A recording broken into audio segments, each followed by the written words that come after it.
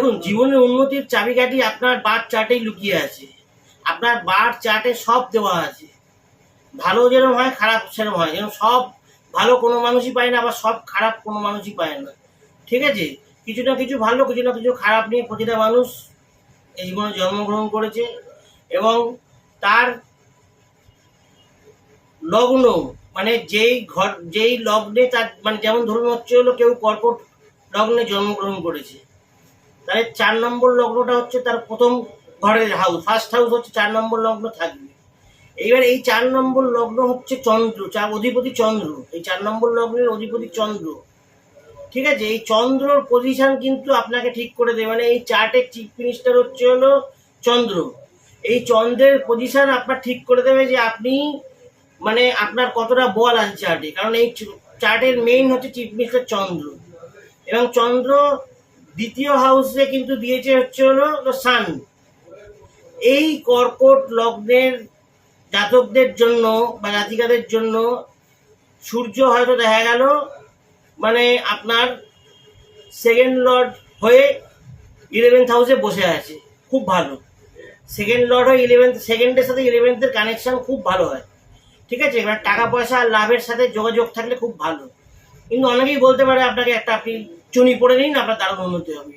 চুনি অবশ্যই আপনার জীবনটাকে বুস্ট করবে, টাকা পয়সা আনবে, কিন্তু তার সাথে সাথে আপনার রোগও আনবে।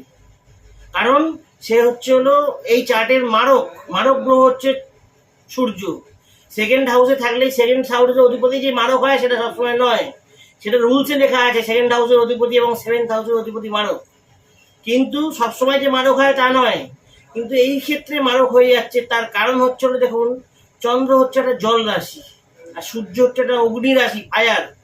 আপনি যখনই একটা চুনি পড়বেন, আপনার শরীরে কিন্তু আস্তে আস্তে আস্তে আস্তে জল শোকাতে থাকবে। ঠিক আছে? এফেক্ট বিরাট খারাপ হবে, শরীর খারাপ হবে, একদম 100% গ্যারেন্টি। অতএব যখনই কোনো পাথর বা রত্ন ধারণ করবেন, সেটা কিন্তু একদম হিসাব করে দেখে নিতে হয় যে এই পাথরটা আমায় ফল দেবে কিনা। আর খারাপ গ্রহ, যদি কোনো গ্রহ খারাপ থাকে, বল না থাকে, নিচস্থ অবস্থায় থাকে, তার পাথর কিন্তু ভুলেও পড়বেন না, সে কিন্তু কোনোদিনও আপনাকে রেজাল্ট দেবে না। 6th house, 8th house, 12th house, এই 3টে হাউসে যখন কোনো গ্রহ থাকবে, তার পাথর কিন্তু আপনারা পড়বেন না, একদমই না। কারণ 8th হাউস, বিশেষ করে 8th হাউস হচ্ছে হলো একদম বাধার ঘর, মৃত্যুর ঘর, খারাপ ঘর। আপনার জীবনে বাধাই নিয়ে আসবে 8th হাউস। ঠিক আছে? 8th হাউসের পাথর কোনোদিনও পড়তে নেই। এবং যে গ্রহ হচ্ছে মারক সেই চার্টে, সেই মারক গ্রহের পাথরও কিন্তু পড়তে নেই। এই জিনিসগুলো আপনারা খেয়াল রাখুন, আপনারা নিজেরাই আস্তে আস্তে বুঝতে পারবেন।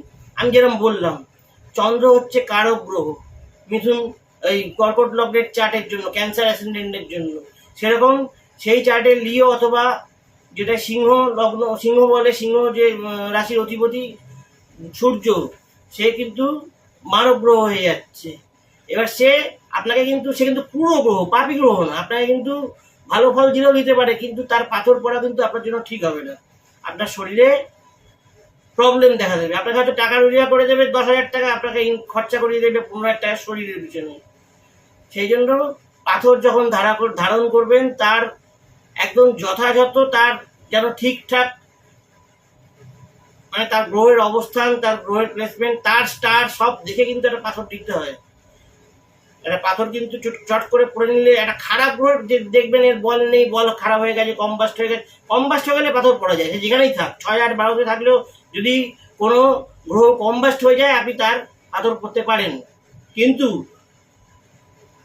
যদি এরকম, যেরকম আপনাকে এক্সাম্পল দিলাম যে 4th হাউস লগ্ন এবং 5th হাউসে সান 11th হাউসে বসে আছে, আপনাকে দারুণ রেজাল্ট দিতে পারে, সেরকম ঘরের পাথর কিন্তু, সেরকম সেরকম গ্রহের পাথর কিন্তু পড়বেন না, কারণ এটা আপনার শরীর খারাপ করবে। যাকে বোঝাবার চেষ্টা করলাম, জানি না কতটা বুঝলেন। যদি ভালো লাগে আপনি চ্যানেলের মেম্বার হয়ে যান, চ্যানেলটা সাবস্ক্রাইব করে দিন, একটা লাইক দিয়ে দিন। এরকম ভিডিও আপনাদের জন্য আরও নিয়ে আসবো। আজকের মতো ভিডিওটা শেষ করছি।